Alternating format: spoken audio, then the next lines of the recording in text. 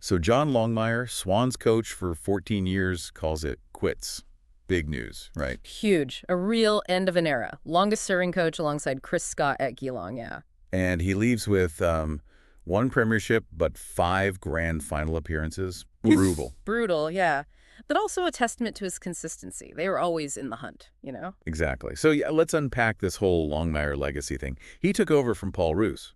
Pretty big shoes to fill, right? Massive. Roos had a fantastic win record. Longmire not only filled them, but he surpassed expectations. He built a modern AFL giant. What was his secret? Adaptability, I think. He kept evolving his game plan, developing young talent, and avoiding a full rebuild. It's rare. Unlike some other successful coaches who eventually had to rebuild. Exactly. Clarkson at Hawthorn, Hardwick at Richmond, they eventually hit a wall. Longmire kept the Swans consistently competitive. Let's talk grand finals. 1 win, 4 losses. How do you assess that? It's a mixed bag, for sure. The win in 2012 was incredible against a powerhouse Hawthorn, but those losses sting, especially the recent one against Brisbane. That 2024 grand final loss, a 10-goal defeat, a tough way to end. Absolutely. But he said himself the time was right to step aside, regardless of the result. So what's next for Longmire? Executive Director of Club Performance. Interesting. It's a new challenge, but he's got the experience and the respect to excel. He's not disappearing from the AFL. His legacy is secure, though. A coach who consistently delivered success, even if the ultimate prize eluded him in recent years. He's left the Swans in great shape for Dean Cox to take over. They're poised for more success. And that's a testament to his leadership and development of the club. People are comparing him to Chris Scott, both long-serving, consistently successful. The comparison is apt. Both avoided major rebuilds, both maintained high standards for years. But Scott has more premierships, right? True.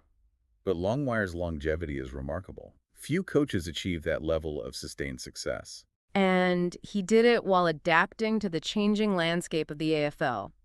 That's a huge achievement. The 2019 season was a bit of a dip. People thought it was the end. A shock fall, yeah. But he bounced back, just like he did as a player.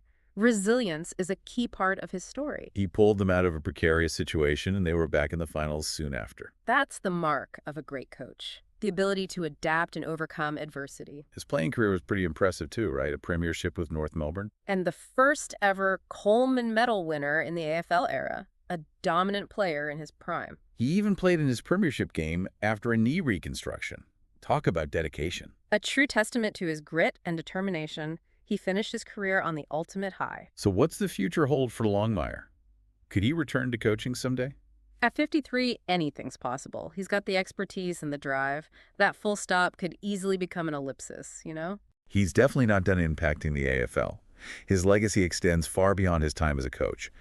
So John Longmire's legacy is one of sustained success, adaptability, and resilience. A true giant of the AFL. Absolutely. A coach who redefined what's possible in terms of longevity and consistent competitiveness. A true inspiration for coaches and players alike. That was a great discussion. Thanks for sharing your insights.